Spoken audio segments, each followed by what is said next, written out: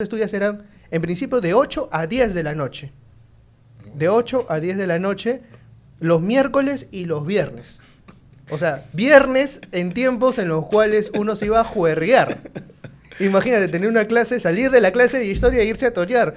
Yo me acuerdo que, anécdota aparte, habíamos tratado el onceño de Leguía.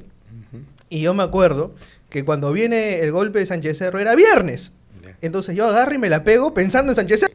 Suena ridículo lo que voy a decirte, pero la idea es que te vengan niños que se convierten en ciudadanos, ¿no? Si logras eso, ya no tengo nada más que darte, ¿no? Pero, y es cierto, ¿no? Entonces, y eso es parte del etnocentrismo en que vivimos todos, nosotros somos etnocentristas. Yo llegué a estudiar a la Católica lleno de prejuicios samarquinos, y llegué a la de Lima lleno de prejuicios. Terrible, son dos cosas, ¿no? Uno, ser incapaz de cuestionar y de cambiar, ¿no? O sea, tú mismo como ser humano, nosotros cambiamos. O sea, mi perspectiva acerca del mundo está marcada por mi propia experiencia vital. Colegio católico, seminarista, formado en un mundo evangélico para hacer mis investigaciones, formado en ciencias sociales en San Marcos a finales de la década de los 90, para luego involucrarme en otros espacios académicos ¿no? y profesionales. Entonces, mi propia experiencia está marcada por esas transiciones que me han dado la posibilidad de lograr ser autocrítico, no completamente autocrítico, por supuesto, porque permanentemente vas mirando y sabes que la perspectiva. Fui invitado a dictar un curso de estudios generales, un curso de historia del Perú, me acuerdo, pues sería un día de abril, ¿no? Me acuerdo además porque hay una anécdota sentimental, ¿ya? Para poder dictar en la universidad me decidí renunciar al colegio. Al Raimundo. Donde estaba dictando. Y me fui entre lágrimas, ¿sabes? Porque le había agarrado cariño a estos muchachos. Claro. Que, ¿verdad? Fue una cosa así, medio emotiva, ¿no? Tú que recuerdas que salgo del día, me despido y voy a dictar mi primera clase. Ah. Así fue. Este programa llega gracias a Rappi Libros, la única librería especializada. Tiene un catálogo variadísimo. Visítalos, rappilibros.com, tu auténtica librería virtual. Este podcast cultural está por empezar y tú todavía no le das like, comentas ni tampoco te suscribes. ¿Qué mirá, bobo? Anda para allá, bobo. Anda para allá. No esperes a que Messi te lo diga. Dale like, comenta, suscríbete y recibe este contenido completamente gratis vía Facebook, vía YouTube y también vía Spotify. Aguántanos, ya comenzamos. Julio es el mes del maestro, de los maestros, y desde aquí he decidido rendirles un pequeño tributo porque van a ir apareciendo progresivamente profesores que me marcaron a lo largo de mi vida, tanto escolar como universitaria, preuniversitaria, en fin, porque siempre es un gusto conversar con ellos y más aún si son profesores que forman parte de mi historia, de nuestra historia y sobre todo que hablan de historia. Juan Carlos, bienvenido al Buen Librero, ¿cómo estás? Encantado de estar esta vez acompañándote. Soy asiduo, además, recurrente de tus materiales audiovisuales. Y encantado de conversar contigo esta tarde. Gracias por la invitación. Dices que te acuerdas de mí cuando estaba en la universidad. Eso para mí es una revelación. Es verdad, o sea, aunque tengamos muchos alumnos en clase, aunque tengamos varias secciones por año, uno siempre recuerda alumnos, ¿no? Y sobre todo cuando hay algunos con ciertas sensibilidades. Pues, tú no estás por las puras aquí, pues, ¿no? Tú tienes ya una sensibilidad por las humanidades, ¿no? Que a veces son tan escasas también dentro de ciertos espacios universitarios. Y cuando te encontré en la universidad, yo te dije, Juan Carlos, ¿cómo va el curso de historia? Me dice, ya nos enseña historia del Perú en la universidad. ¿Qué pasó? En realidad, estábamos en un contexto en el que hay una necesidad de renovación de las currículas, ¿no? Eso es un fenómeno global. Y además del retroceso de las humanidades también en muchos espacios. Aunque últimamente hay un retorno también de las humanidades. Entonces, en muchas casas de estudio se discute la forma de plantear cursos que sean mucho más aplicativos, ¿no?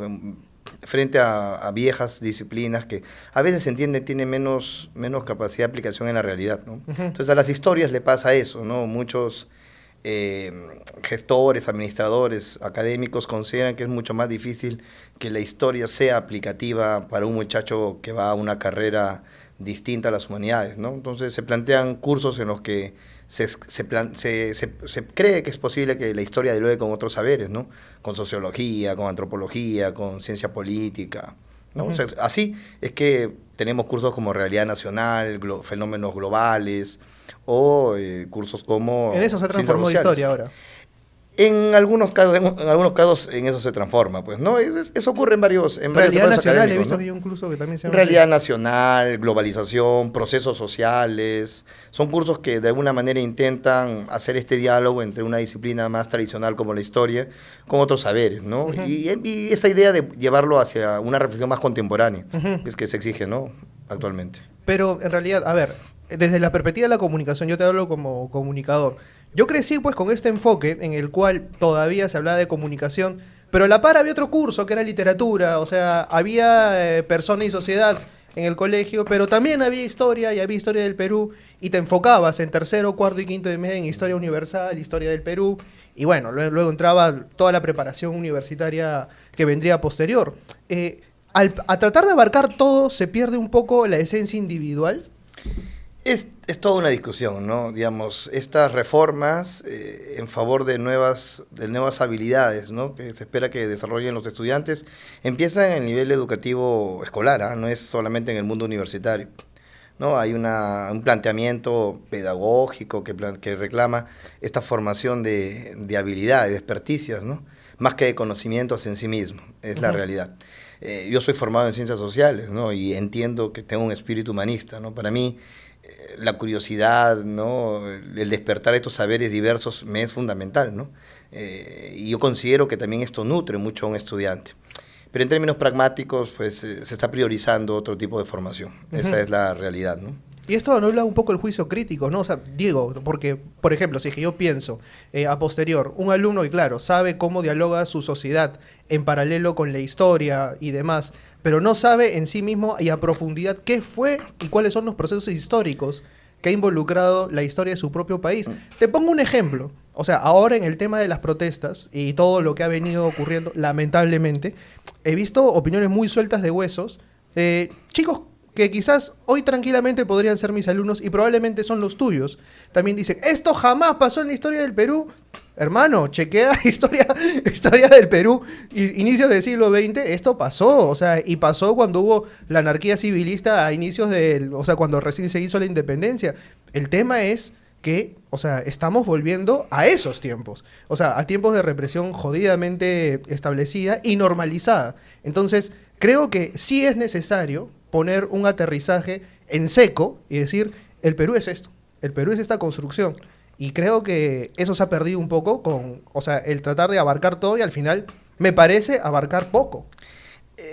Repito, es una discusión, y ni siquiera es una discusión nuestra, es una discusión global, donde científicos sociales, pedagogos, educadores, están replanteando la forma en la que desarrollamos una clase, planteamos un sílabo, qué es lo que le ofrecemos a los estudiantes en un contexto en el que se nos reclama también mucho más pragmaticidad, ¿no? O sea, es la realidad.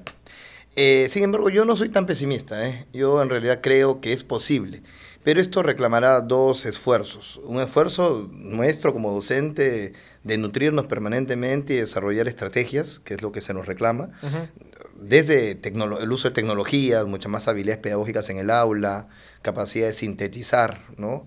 Pero luego los estudiantes, es fundamental que los estudiantes universitarios tengan curiosidades y exploren por su cuenta. Si no ocurre eso, sucede lo que tú acabas de comentar, ¿no?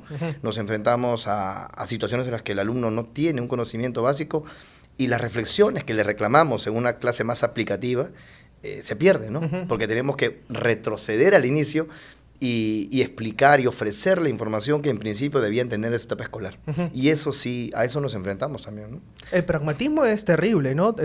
Hablando en términos de las humanidades, sabemos que las humanidades en sí no tienen una aplicación necesariamente práctica en la realidad. Hace poquito teníamos un programa a propósito en el que hablábamos de carreras y Julio del Valle contaba una anécdota terrible, ¿no? Un papá que llegó a justamente Estudios Generales de Letras a decir cómo es que la Universidad Católica había permitido la barbaridad de que su hijo señalara literatura como una posible carrera.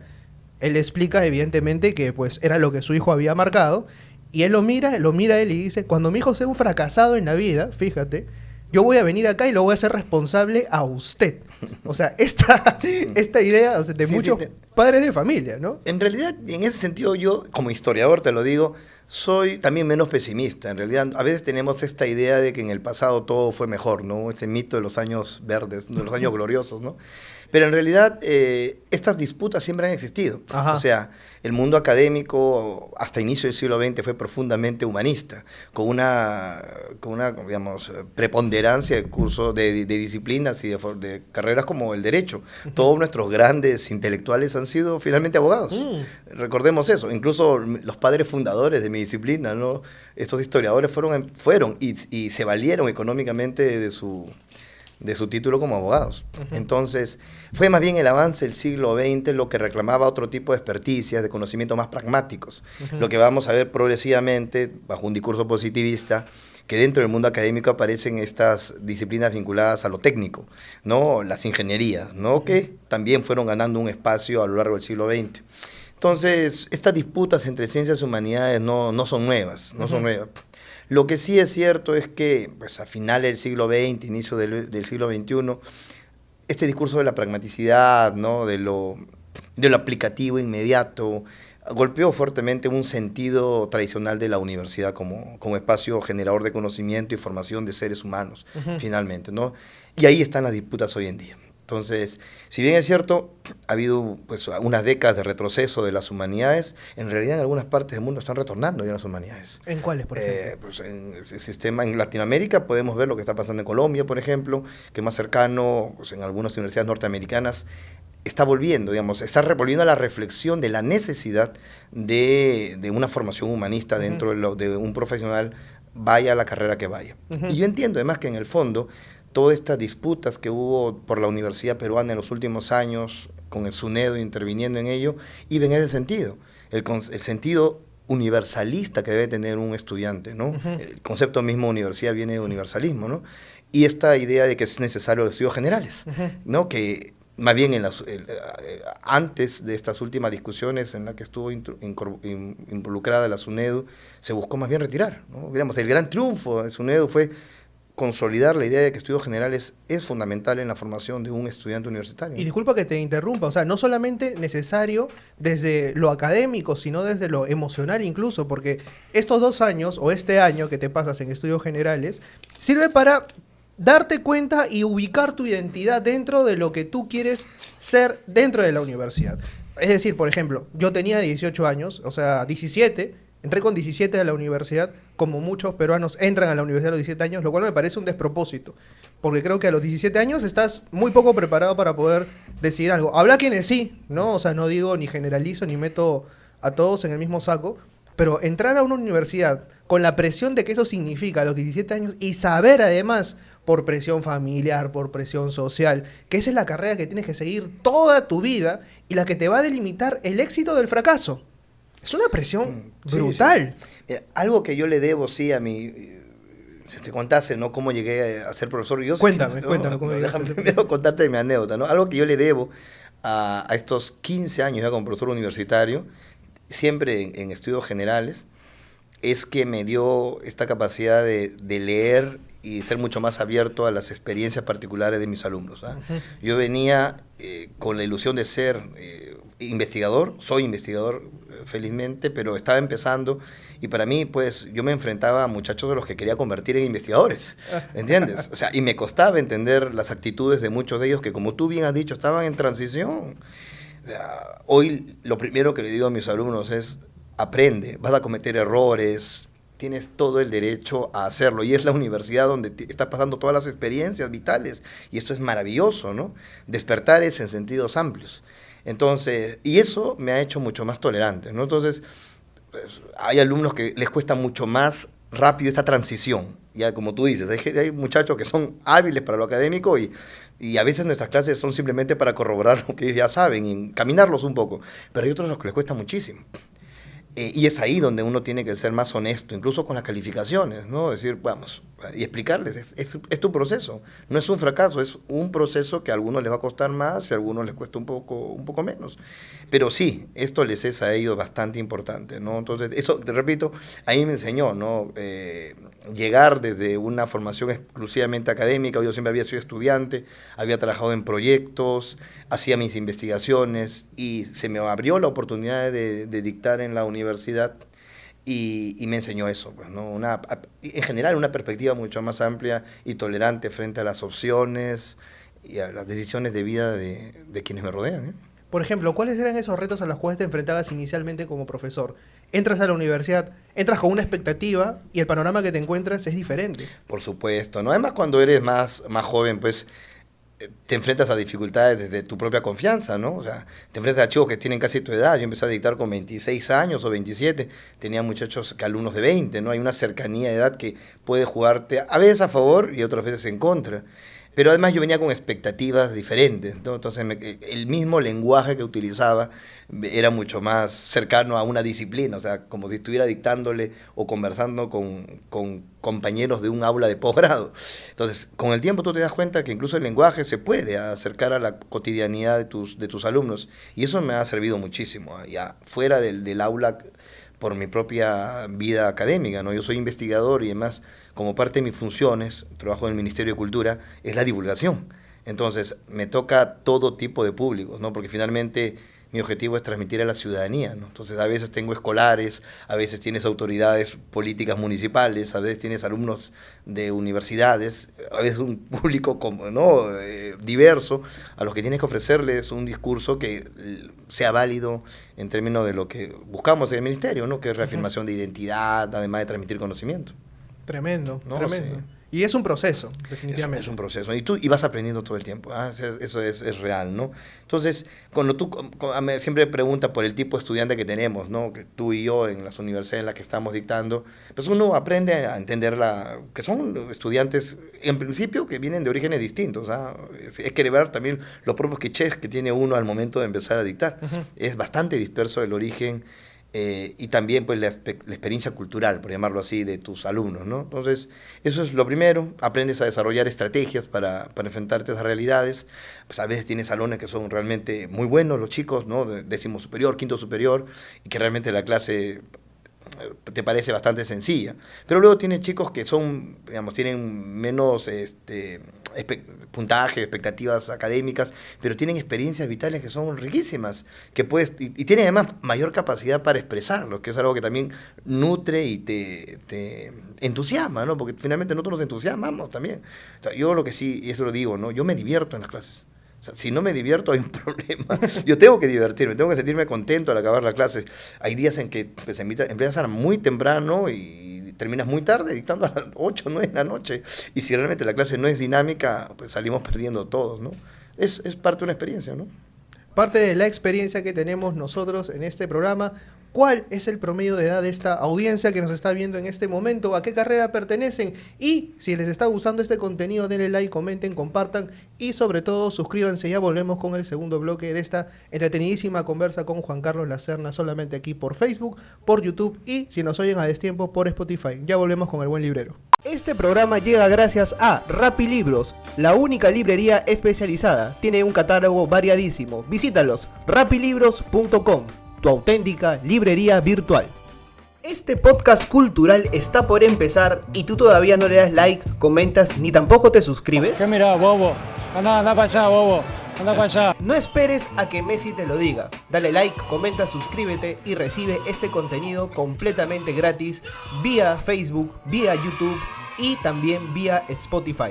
Aguántanos. Ya comenzamos. Estamos de vuelta en el podcast librero. Está con nosotros Juan Carlos Lacerna, profesor mío en la universidad, profesor todavía en la misma universidad de origen que tuve, por suerte, que yo tengo la certeza a lo largo de todo este tiempo de que tuve la suerte de haber tenido muy buenos profesores, ya sea porque los elegí, ya sea porque me tocaron o por exigencia mía también.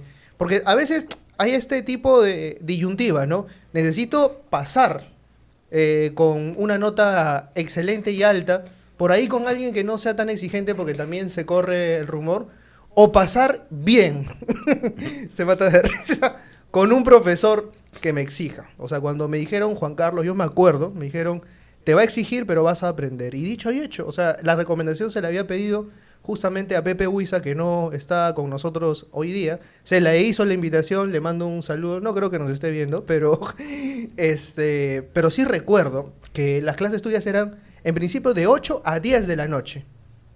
De 8 a 10 de la noche, los miércoles y los viernes. O sea, viernes en tiempos en los cuales uno se iba a juerguear. Imagínate, tener una clase, salir de la clase de historia e irse a torear. Yo me acuerdo que, anécdota aparte, habíamos tratado el onceño de Leguía. Y yo me acuerdo que cuando viene el golpe de Sánchez Cerro era viernes. Entonces yo agarro y me la pego pensando en Sánchez Cerro. O sea, ¿te ha pasado? ¿Te ha pasado que extrañas alguno de esos momentos de enseñar historia en el curso actual tal como está? En realidad, no, dictamos un curso en la universidad en la que ambos trabajamos, que es un curso de estudios generales, y es básico en la formación. Es decir, lo llevan todos los estudiantes, sin importar la carrera a la que se dirigen. Muchachos de ingenierías, psicología, muchachas de derecho, llevan cursos junto a gente que, entre comillas, podría ser más cercana, ¿no? Como gente de comunicaciones. Pero en realidad el curso actual tiene también una buena reflexión histórica, ¿no? O sea, finalmente incidimos en que no podemos entender el mundo contemporáneo si no entendemos que somos producto de un proceso, no solo del azar, como ocurrió con tu elección de algunos cursos, ¿no? Sino somos consecuencia de procesos históricos, ¿no? Y eso es evidente, no es relevante. Y la idea es que los muchachos entiendan eso, ¿no?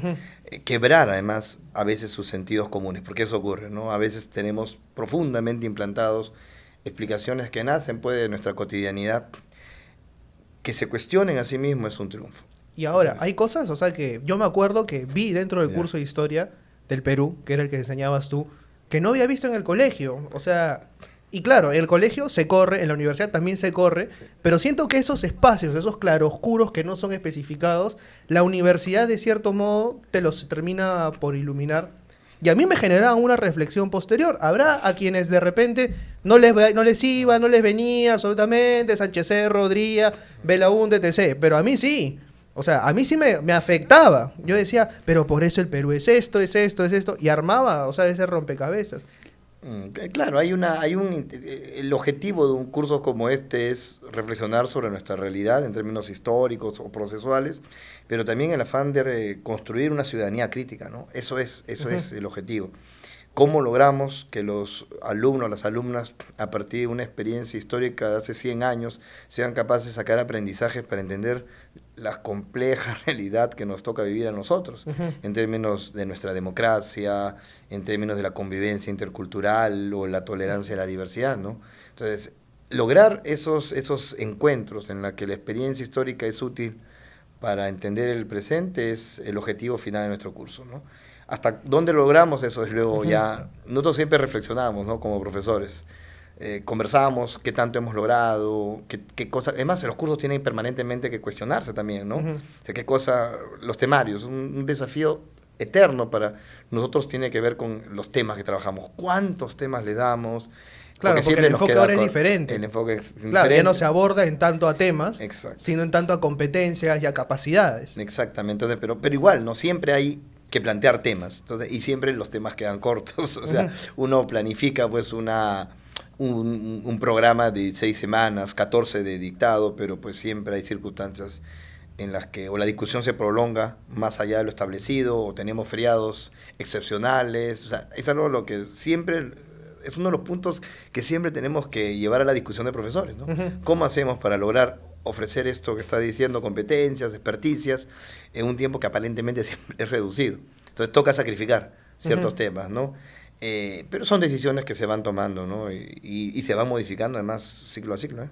Ahora, yo siento, no sé si es una percepción mía o quizás estoy romantizando el pasado, como tú mismo mencionaste en algún momento, pero a mí me tocó una época, creo yo, del país lamentablemente estable, vamos a decirlo así, porque claro, o sea, yo estoy en la universidad entre el 2008 y el 2013, hay sucesos, ocurre el Baguazo, por ejemplo, pero nadie salió a protestar. La generación anterior tuvo justamente la marcha de los 4 suyos. Es mi generación. Y generaciones que salieron a protestar, de la misma universidad, fueron a protestar. Sí, sí. O sea, luego, bueno, abiertamente se dijo que la universidad era política y que no se podía tomar posición a propósito del tema. Ahora yo veo una generación que sí se manifiesta, que sí sale a protestar? Mira, Es una percepción, sí, quizás me esté equivocando. es- Probablemente me esté equivocando. No me vayan a funar por redes En también. realidad, mira, o sea, en general decimos que la crisis de final del siglo XX marca también una crisis de ideologías y de posicionamientos. Las grandes narrativas que hicieron soñar a generaciones que era posible cambiar un mundo, ¿no? Crear un mundo más justo, como que se fueron cayendo en favor de nuevos principios, que no digo que son mejores o peores, pero son nuevos principios, mucho más individualistas o hedonistas. Pero también la fragmentación de estas movilizaciones en relación a identidades mucho más concretas, feminismos, diversidad sexual y otros tipos de identidades que mueven las emociones de los jóvenes hoy. Es cierto también que han ocurrido coyunturas específicas en las que aparentemente ha volvido a resurgir ese espíritu crítico, ¿no? Entonces, la de inicio del 2000, pues el Perú vivió una época de especie de primavera y consenso democrático, ¿no? Con el fin del Fujimorato. A finales de la década del 2000 también se vio otro contexto similar, pero aparentemente esto otra vez ha caído y nuevamente las movilizaciones parecen haberse fragmentado, ¿no? Pero es también una perspectiva, puede ser que esto está ocurriendo desde nuestra mirada limeñocéntrica, ¿no? Y si leemos lo que está pasando en otras regiones del país, quizás confronten esta imagen arcádica que tenemos, ¿no? O crítica que tenemos de la juventud peruana, ¿no? Entonces, pero es cierto, lo que no se puede negar, y eso es un fenómeno global también, es que las expectativas de los jóvenes son diferentes, pues no podemos creer que esas grandes narrativas se van a mantener 50 años después, ¿no? Hay jóvenes que se mueven todavía por esos discursos, ¿no? Donde la solidaridad, ¿no? El sacrificio por un colectivo son importantes, pero hay otras expectativas que mueven mucho a los jóvenes y creo yo también pueden ser razones para soñar con un mundo más solidario y mejor, ¿no? Has mencionado algo que me parece tremendo, revelador e importante: limeñocentrismo. Por ejemplo, ¿te ha tocado ver, o sea, desde tu perspectiva, que hay chicos que no se dan cuenta de que existe, de que se comula con eso todos los días y que defienden a capa y espada un punto de vista que hasta que no se les ilumina el por qué existe, no se dan cuenta? Más que iluminarlos, cuestionarse a sí mismos. Cuestionarse. Esa es la idea. Claro, porque ellos, no estamos para decir exacto, qué hacer, ¿no? Efectivamente. Suena ridículo que voy a decirte, pero la idea es que te vengan niños que se convierten en ciudadanos, ¿no? Si logras eso, ya no tengo nada más que darte, ¿no? Pero, y es cierto, ¿no? Entonces, y eso es parte del etnocentrismo en que vivimos todos, nosotros somos etnocentristas. Yo llegué a estudiar a la Católica lleno de prejuicios samarquinos, y llegué a la de Lima lleno de prejuicios que he ido cuestionando con el tiempo. Es bonito, además, cuando tú en clase con los jóvenes, te pones como caso, además, de esto que podríamos llamar proceso de deconstrucción. En sentido de que eres capaz de cuestionarte a ti mismo para tener una mirada más amplia, ¿no? Eso es un ejercicio crítico que reclamaría, pues, esta formación de ciudadanía. Entonces, y eso es lo que reclamamos, ¿no? Y es cierto, muchos alumnos vienen, ¿no? Con una mirada bastante sesgada, a partir a veces de prejuicios o de una perspectiva, pues, que se asume casi como una verdad, que puede ser en algunos casos un discurso fuertemente intolerante a lo que no terminan de comprender. Entonces, la construcción de una cultura democrática es aperturar al diálogo, entonces, y lograr esa capacidad de ser autocríticos. Si eso se logra, finalmente la posición que ellos tomen en la vida y frente a los dilemas que tiene nuestra sociedad, ya será para mí relevante, aunque sean capaces de ser cuestionadores de sí mismos y cuestionar incluso sus propias decisiones, aunque luego las reafirmen. Con eso yo creo que el objetivo de un curso o de los cursos, que finalmente son cursos los que dictamos en estudios generales, se ha alcanzado, ¿no? Sobre todo el cuestionamiento, ¿no? El cuestionarse y entender que una idea no es estable a lo largo del tiempo, ¿no? Uno puede nacer con una idea política o social y con el tiempo modificarse. Es natural, qué terrible. Lo terrible son dos cosas, ¿no? Uno, ser incapaz de cuestionar y de cambiar, ¿no? O sea, tú mismo como ser humano, nosotros cambiamos. O sea, mi perspectiva acerca del mundo está marcada por mi propia experiencia vital. Colegio católico, seminarista, formado en un mundo evangélico para hacer mis investigaciones, formado en ciencias sociales en San Marcos a finales de la década de los 90, para luego involucrarme en otros espacios académicos ¿no? y profesionales. Entonces, mi propia experiencia está marcada por esas transiciones que me han dado la posibilidad de lograr ser autocrítico, no completamente autocrítico, por supuesto, porque permanentemente vas mirando y sabes que la perspectiva es mucho más amplia, ¿no? Pero esa idea, ¿no? de poder revelarte ante ti mismo es una cosa importante. Y lo otro, ¿no? Reconocer que no podemos pensar igual todos. Qué terrible, siempre digo, ¿no? Que imagínate un mundo en que todos pensáramos igual. Sería el paraíso de Stalin o la vía Pitufo, ¿no? Sí, solamente en ese mundo distópico. Pero es el sueño húmedo de varios, ¿ah? Es que eso es quizás algo que nosotros sí tenemos que formar en ciudadanía, ¿no? Entender que para vivir en democracia tenemos que aprender a tolerar que los seres humanos sentimos, pensamos y deseamos y aspiramos a cosas diferentes. Bueno, es lo que dice 1984, ¿no? De Orwell, ¿no? Básicamente plantea esta dictadura, ¿no? Perfecta, en la que el gran hermano te está observando. Y parece haber un gran hermano que rige los actos de algunas personas también, ¿no? También, vamos, uno puede hacer una discusión un poco más sociológica y decir, pues, el tipo de formación que tenemos en nuestra sociedad, ¿no? Cómo se forman nuestras clases medias. Uno podría hacer explicaciones de este tipo, ¿no? O cómo los discursos conservadores están presentes en nuestra sociedad. Pero yo creo que el ejercicio que hacemos en la universidad es válido, ¿no? De construir una mirada crítica en los estudiantes, que se reafirme un discurso democrático y donde principios como la diversidad de pensamiento, diversidad de identidad, ¿no? Sean pues pilares para diálogo y convivencia, ¿no? Eso es a lo que se aspira y lo que los, digamos, cursos de humanidades en las universidades nuestras tienen que reafirmar, ¿no? Ese es el objetivo. ¿Y tú cómo llegas, o sea, específicamente a ser profesor? Porque tú eres historiador. Es una experiencia de vida también, decisiones y a veces el azar, como tú mismo has dicho, ¿no? Pero yo me formé como historiador, pero inicialmente no me sentía cómodo con la historia. ¿Por qué? Porque yo, al comienzo, cuando uno es estudiante y no está bien guiado con profesores que te digan más o menos hacia dónde apunta tus experticias y tu formación profesional, hasta qué vas a hacer, no la tenía clara, digámoslo así.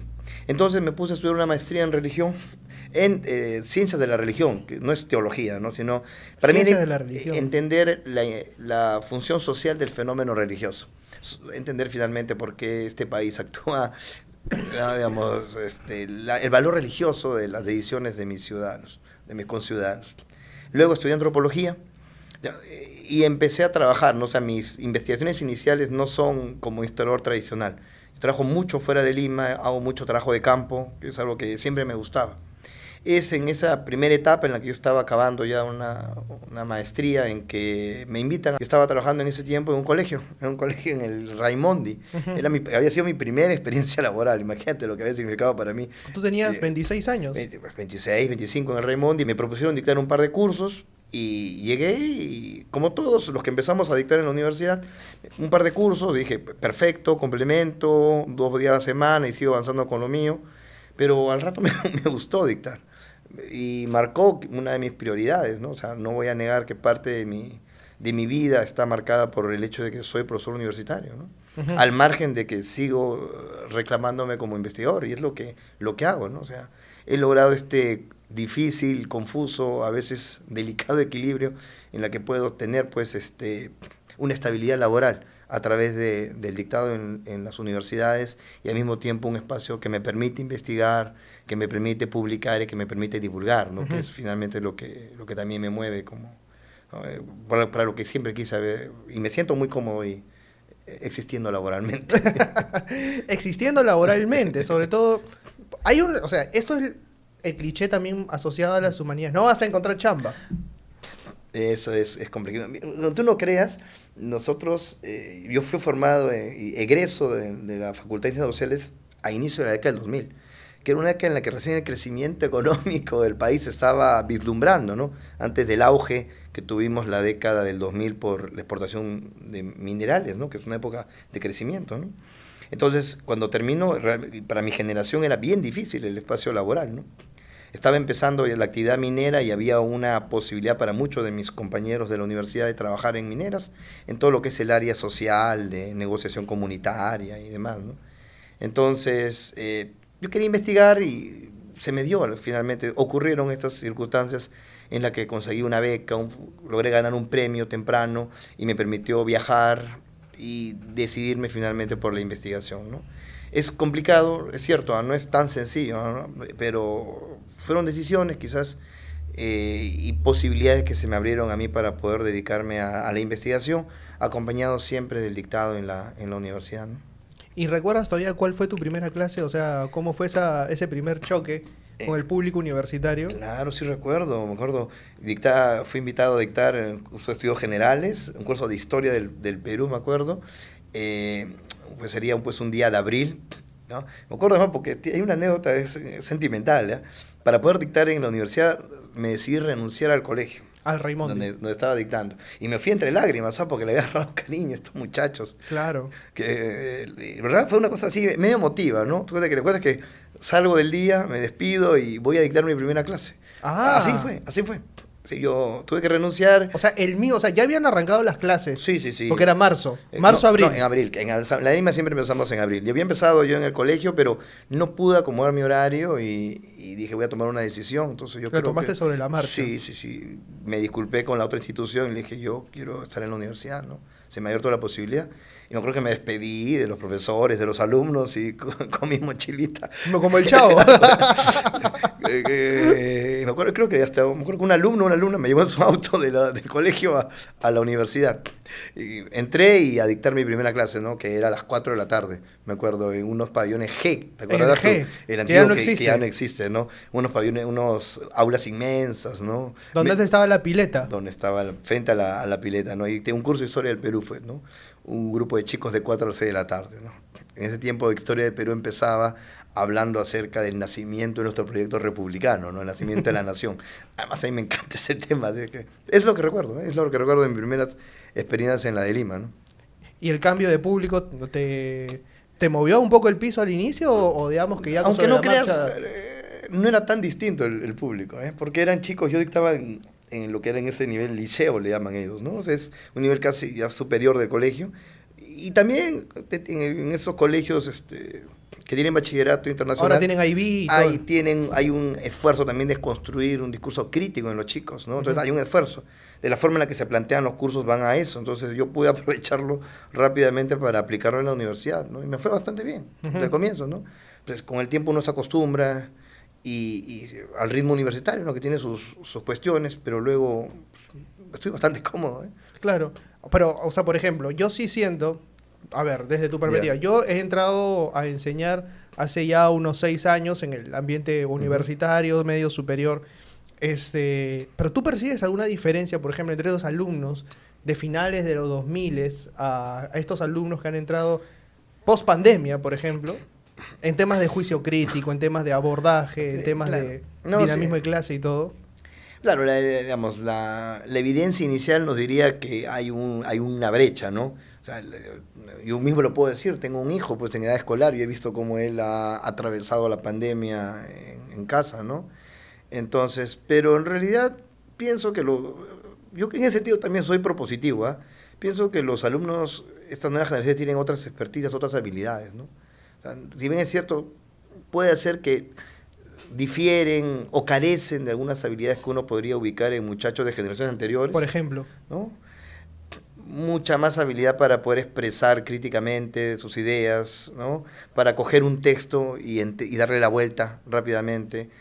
La cosa de la lectura sí es eso sí es real, ¿no? O sea, a los chicos actualmente les cuesta más trabajar con el texto. Eso es real. Trabajar con los textos es real. Lo otro, argumentar, creo que ellos pueden argumentar a partir de su experiencia y lo hacen, ¿ah? Eso sí lo pueden hacer. Pero quizás la debilidad es la lectura, ¿no? Entonces, yo sé que, yo no soy experto en eso, pero sé que incluso se discuten, ¿no?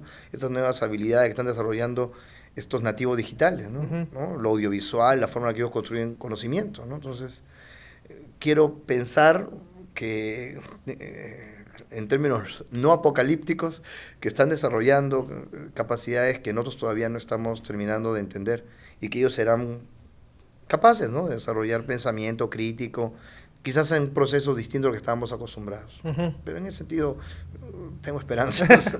Tú sí eres pues, un poco más optimista, digamos, Sí, en ese sí, sentido. Y te ha tocado colegas que sí son enteramente pesimistas con el tema. No, claro, hay muchos que... Es complejo, ¿no? Porque los docentes también somos seres humanos, ¿no? Entonces, y hay algunos a los que les cuesta más, a veces tocan malos aulas, malas en el sentido que es más costoso llevar la sesión, a veces tienen muchachos con mayores resistencias, con un horario que a veces puede ser pesado después del almuerzo, o sea, ocurre o en la noche, o en la noche, o sea, ocurren estas circunstancias que también afectan a los docentes, ¿no? Que somos seres humanos. Entonces eso también se siente a veces, ¿no? Dentro de una sala de profesores, en una conversación más informal fuera de la universidad, ¿no? Entonces, y hay quienes, ¿no?, lo ven tienen menos expectativas en relación a esto, son más apocalípticos, ¿no?, hacia lo que viene, pero en realidad yo creo que tenemos que entender que no hay que ser en ese sentido fundamentalistas, ¿eh? Yo creo que están apareciendo nuevas herramientas, nuevas posibilidades. Yo lo experimento con mi hijo, voy a ponerlo como ejemplo, pero a mí me encanta la lectura. Yo leo yo leía chistes, lo que hoy llamaríamos cómics, desde muy chicos.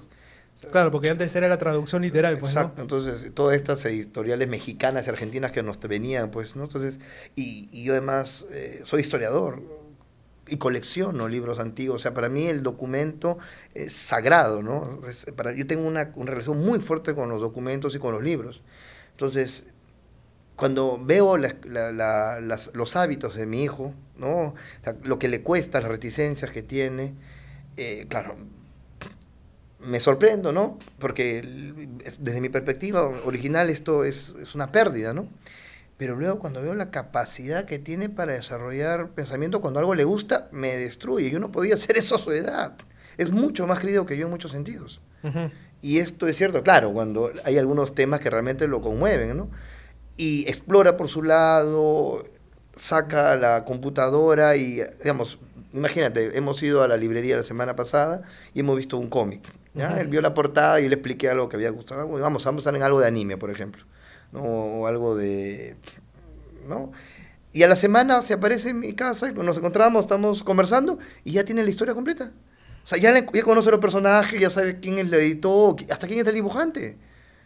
O sea, y él lo hizo por su cuenta, ¿no? Entonces, ¿cómo lo desarrolla eso, no?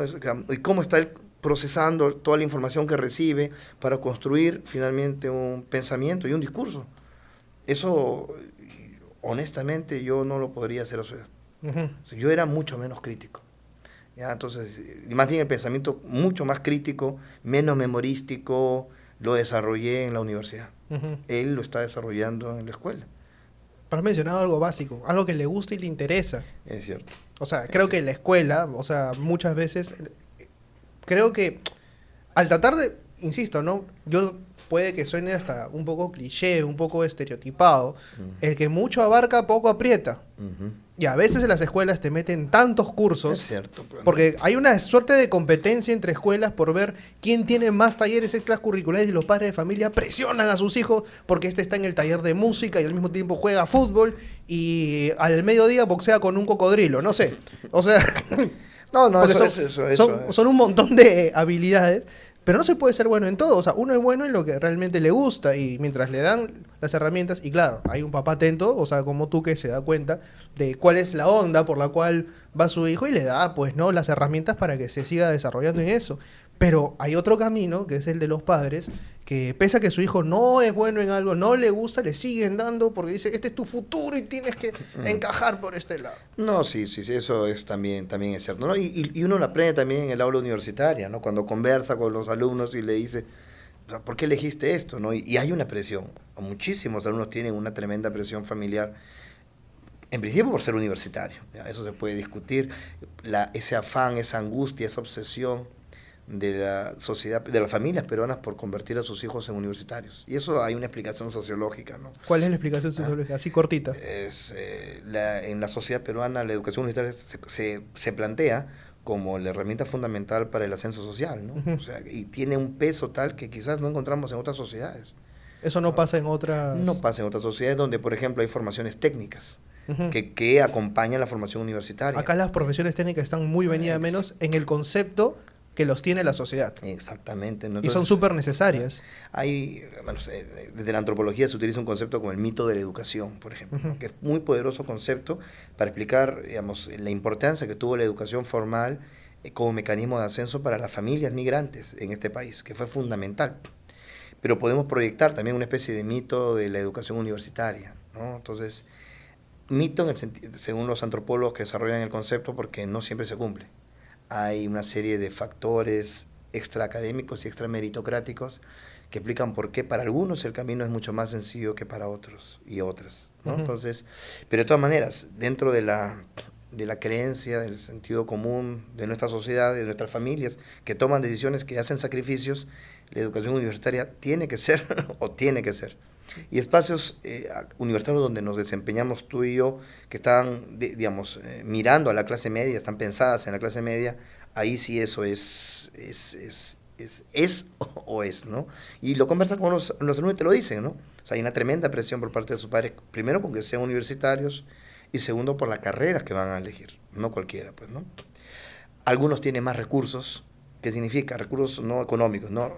Tienen mayor madurez, mayor capacidad de confrontar las decisiones o las imposiciones de sus padres y les permiten a ellos de alguna manera negociar, ¿no? Muchas veces los chicos se te acercan y te dicen, pues, curiosean por lo que haces tú, ¿no? Profesor, ¿usted qué cosa hace? ¿Y a qué se dedica? ¿Cómo se formó, no?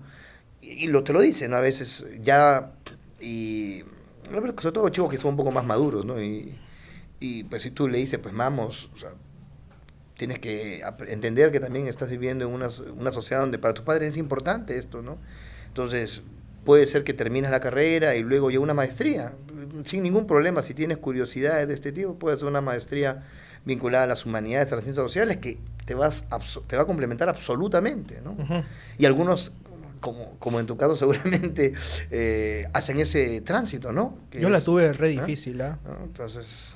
Yo la tuve re difícil, o sea, porque... A ver, mi caso fue, me cambié de carrera, ya lo he dicho en varios programas, lo vengo repitiendo, pero yo me cambié de carrera y la reacción de mis padres fue de miedo. Luego de aceptación a medias, hasta ahora no aceptan el que yo haya ejercido una carrera como la... Porque, a ver, mi mamá viene de todo lo que es recursos humanos, selección de personal, y mi papá fue policía y siguió a medias una carrera universitaria. Uh-huh. Entonces la presión que había sobre mí era, este tiene que ser el universitario de la familia y tiene que salir adelante.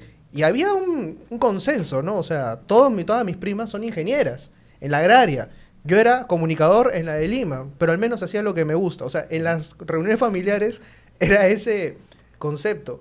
Y ahora yo siento que, o sea, si bien es cierto, los papás de ahora, vamos a llamarlo así, aceptan las carreras que pueden elegir sus hijos y tienen más información. Son los hijos más bien los que no desean irse tanto por humanidad, al menos desde el punto de vista en que me ha tocado.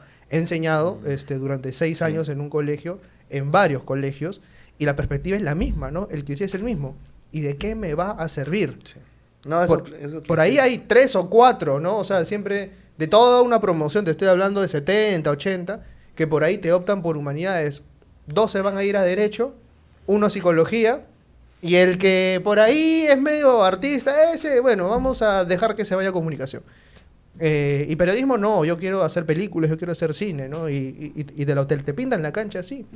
Entonces, yo siento que sí hay un cambio, ¿no? O sea, al menos cuando yo salí del colegio, sí había más gente interesada en hacer periodismo, medios digitales, y ahora ya no. O sea, siento que hay como que un descenso. Por eso cuando tú me dices, está reviviendo en algunos países el tema de las humanidades, que lo ven como un bastión de resistencia necesario para equilibrar un poco, yo digo, pues, habrá que ver qué están haciendo esos países para ver... Porque... Pero digamos, el asunto, digámoslo, el sesgo, los prejuicios no son de los muchachos, o sea, es estructural, ¿no? Uh-huh. Es estructural, ¿no? Es una sociedad que ha reclamado, y un discurso liberal o neoliberal tremendamente pragmático que no entiende el valor, no entiende el valor de el conocimiento, de las disciplinas, las humanidades en general, ¿no? Y esto se replica incluso en instituciones que toman decisiones académicas, ¿no? La forma en la que, por ejemplo, Concitec trata las humanidades, ¿no? La forma en la que valida lo que hacemos nosotros. Yo soy investigador RENACYT, es decir, a mí la nación me reconoce por el trabajo que hago como investigador, pero la forma en la que me califican, los productos que elaboro frente a lo que producen otro tipo de disciplinas cuyo conocimiento es elevado por la propia institución que tiene que velar por el conocimiento y la ciencia del país, ¿no? O sea, si desde ahí ves estos sesgos, estos prejuicios que afectan a las humanidades, es evidente que la sociedad lo reproduce en todas sus instancias, ¿no? Y los muchachos no hacen otra cosa que replicar un discurso que es estructural, digámoslo así, ¿no? O sea, pero esa idea que sí tú has dicho de resistencia me gusta mucho, ¿no? O sea, hay que resistir, ¿no? O sea, son contextos, también creo que son olas, también en la historia del conocimiento, en la historia de la ciencia, ¿no?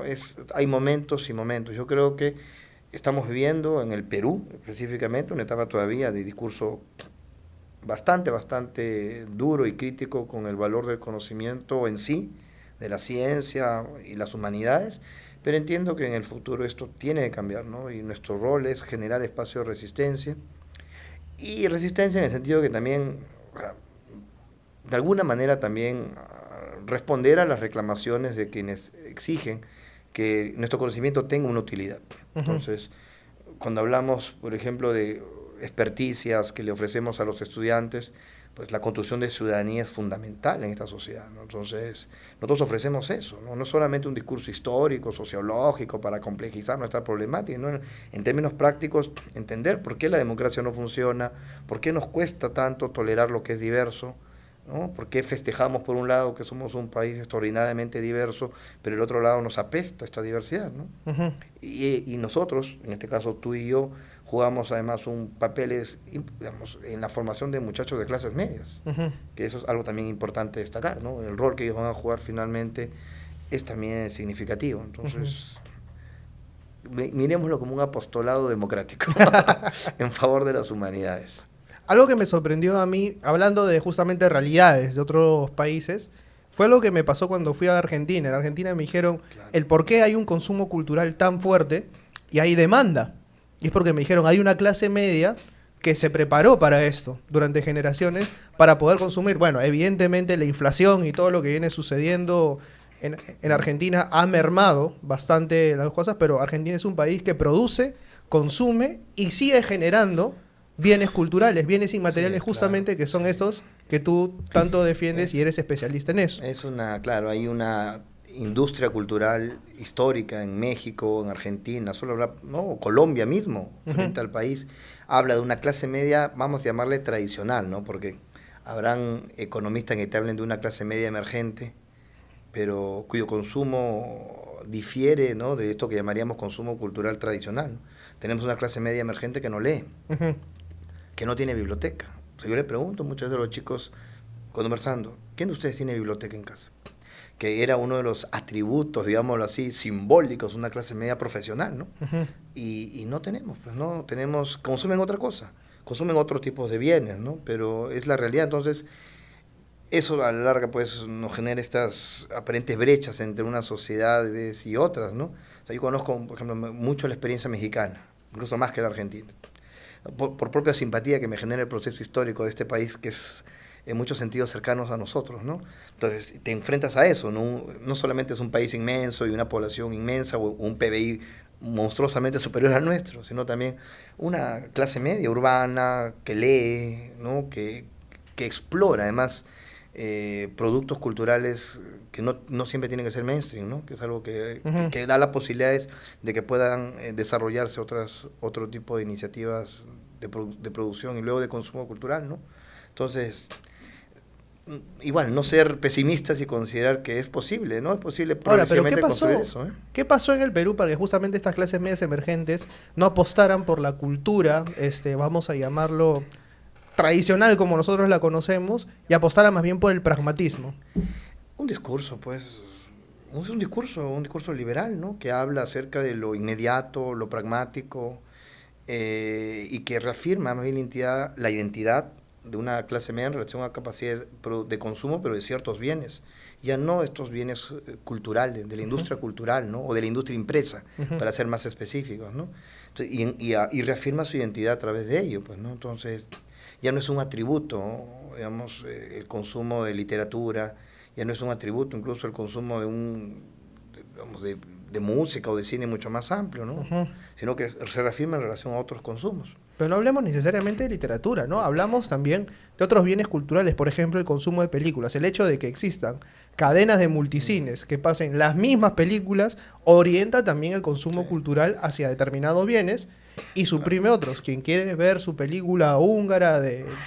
Bueno, tenemos festivales, ¿sabes? Tenemos festivales en Lima, hay varios. Existen. ¿Cómo empujamos eso para que logre tener un impacto dentro de nuestra ¿Y no te ha pasado, sociedad? por ejemplo, yo les digo a mis alumnos, por ejemplo, no les estaba hablando, y eso existe? Yo le digo, claro que existe, le digo, solamente que no te has enterado, y anotan. Yo siento que no es que haya una clase media que no consuma, sino que no se han enterado de que existe o que, digamos, el mismo circuito invisibiliza y cuando lo descubren es cuando recién empiezan a interesarse. Claro, ahí viene una vieja discusión, en realidad, a medios, a producción y a consumo.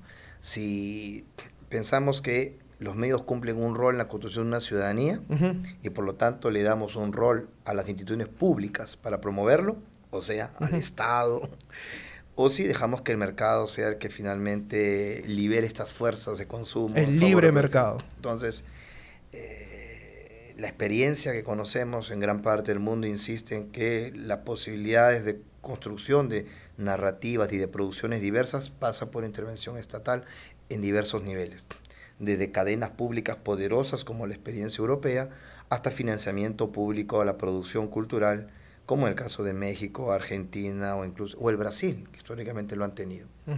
En nuestro caso tenemos deficiencias, entonces ¿hacia dónde apuntamos las críticas? Una política cultural débil, no tenemos carencias que son reales, ¿no? O sea, vamos a ver el presupuesto de la Dirección del Libro en el Ministerio de Cultura, o qué capacidad tiene de incidencia sobre lo que estamos publicando. No tenemos una filmoteca, no tenemos una cineteca. Estamos todavía discutiendo la posibilidad de crear un espacio para la conservación, la discusión y la investigación de lo fílmico en este país. No tenemos. No hay investigación fílmica, pues, ¿no? Existe, pero son iniciativas particulares, en algunos casos académicas, como en las universidades, ¿no? Pero no existe una cineteca o filmoteca nacional, ¿no? Que plantee como espacio de memoria y de discusión de lo que está produciendo y que permita al mismo tiempo crear espacios de divulgación que escapen, pues, a la lógica neta del mercado, ¿no? Entonces, estas son discusiones que también podemos plantearnos, ¿no? Que van, ¿no?, también en relación a las políticas culturales que estamos promoviendo en el país, ¿no? Desde el Estado, finalmente, ¿no? Entonces, eso es. Es una larga discusión que tendría, pues, para extenderse, pues, durante horas, ¿no? Sí, pues es cierto, ¿no? Pero quizás, vamos, es como volviendo a esto que hemos comentado, ¿no? Hay un espíritu de esta época pragmático que ha insistido, pues, en la reafirmación de una identidad a través de cierto tipo de consumo, que invalida esto que estamos nosotros reclamando, ¿no? O que lo ha invalidado durante un par de décadas, ¿no? Y que genera resistencias a las iniciativas de crear opciones alternativas, porque hay resistencias institucionales, decisiones políticas, ¿no? Que son reales, están ahí, ¿no? Y es la prueba eficiente de que también no necesariamente todo tiempo pasado fue mejor. O sea, hay este dicho cliché, ¿no? Antes se leía más. Mentira. No, sí, hace sentido. Yo lo digo como historiador, ¿eh? O sea, estos discursos que nos hablan de una Arcadia, ¿no? Un tiempo pasado maravilloso, eso que denunciaba Salazar Bonde, ¿no? Que en realidad eso nunca ocurrió. Siempre las sociedades, digamos, también desde dónde miramos y medimos a las sociedades, ¿no? Quizás cuando se habla de un país que leía más, de repente estamos pensando en una clase media pequeñita y nos obviamos a una inmensa realidad que no participaba de estos procesos culturales que más bien hoy estamos generalizando. Porque, claro, ocurrieron en el pasado, ¿no? Creo que lo que sí tenemos que enfrentar es las realidades y las problemáticas que tenemos, digamos, desde diversos niveles, ¿no?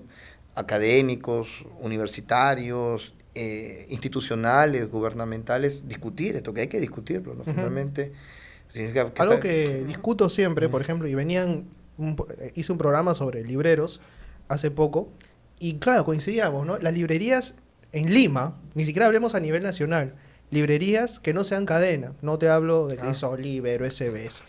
están ubicadas en Lima en distritos específicos. Claro. San Isidro, Miraflores, Barranco, no salen más. Sí. Y quedaron ahí. Es casualidad de que justamente estas librerías estén ubicadas en un espacio físico de distritos de clase media alta o de clase alta específicamente. Yo creo que no. Y que además la gente, esto pasó en Book Vivant, esta señora que entró prácticamente a tropel a decir que cómo es posible que le estén haciendo propaganda a Sagasti, porque estaban vendiendo el libro de Sagasti, pero así como tenían el de Sagasti, tenían pues el de cualquier otro pensador de derecha, de izquierda, de centro, o sea, porque es una librería, pero se creen con el derecho de que, claro, como la librería está inscrita dentro de un distrito que tiene una tendencia política, solamente se debe mostrar libros de ese tipo. No, existen esos discursos y están profundamente presentes en la concepción que tienen muchos ciudadanos y mucha gente de barrios de clase media, ¿no? O sea, una misión pues orgánica en la que consideran que o piensas como yo o te vas, ¿no? O sea, que casi segregacionista, y eso está presente. Tú lo has visto, o sea, a veces estos casos anecdóticos que trascienden los medios y que realmente nos conmueven, nos impactan, pero cotidianamente ocurren, en diversos niveles, O sea, si no piensas como yo, o sea, no tienes un lugar en este espacio físico que yo entiendo me pertenece. O sea, hay un reclamo de o todos conmigo o están en contra mía. O sea, es en el fondo una narrativa fundamentalista. Que lo terrible en estos casos es cuando se proyecta incluso a la vida cotidiana, que impide la interacción de dos ciudadanos que tienen el derecho a convivir en el mismo espacio y a pensar diferente. O sea, claro, o sea, porque de aquí a Donald Trump hay solamente una línea muy delgadita, ¿no? Y lo que ha pasado también, estamos hablando de una librería, Sí. Hablemos de espacios públicos, ya la librería Sí. es un espacio de encuentro Claro. público, Sí, porque cualquiera puede claro, entrar a una pero librería. No es en sí mismo un espacio público, ¿no? Pero refleja esto que estamos diciendo, que en realidad ahí sí me acerco un poco a los liberales latinoamericanos en ese sentido, no en otros. Quizás lo más peligroso ahora son estos discursos de intolerancia y de fundamentalismo, ¿no? O sea, no religioso. En el fondo un espíritu religioso lo es todo, ¿ya? Pero en realidad es un discurso de verdad y de intolerancia que se proyecta, se reproduce, se consume, ¿no? Y se está expresando públicamente. Quizás esto siempre ha estado en las sociedades, ¿no? Digamos, el discurso democrático nunca ha terminado en ninguna sociedad de desaparecer estas otras emociones mucho más gregarias, ¿no?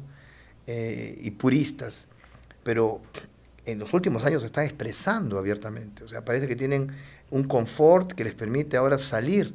Y creo que es porque han habido representantes que han ganado popularidad. Y esto es un fenómeno en realidad, tampoco es exclusivo del Perú, es global, hay un contexto, Sí. hubo un contexto global que favoreció que esto se expresara, y en el Perú, en algunos medios, se está floreciendo, digámoslo, ¿no? Y eso quizás es lo más peligroso, ¿no?